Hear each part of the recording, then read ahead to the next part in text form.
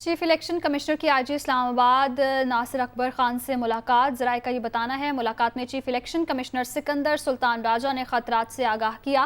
Chief election commissioner کو fool proof security فراہم کر دی گئی، یہ بتانا ہے ذرائع کا۔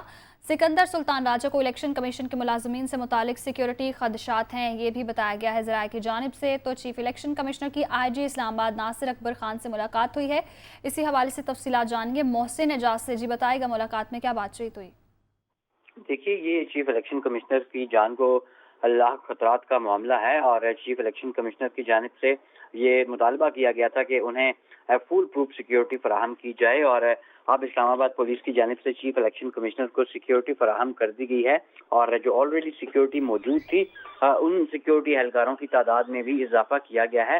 چیف الیکشن کمشنر نے آئی جی اسلام آباد ناصر اکبر خان سے باقاعدہ ملاقات کی، اور اس میں اپنی جان کو سے متعلق جو خطرات تھے ان سے انہیں آگاہ کیا۔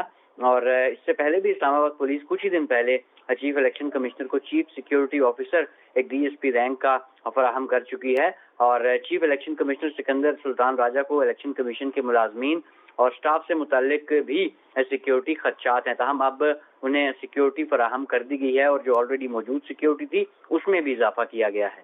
جی بہت شکریہ محسن اعجاز، آپ نے اپڈیٹ کیا۔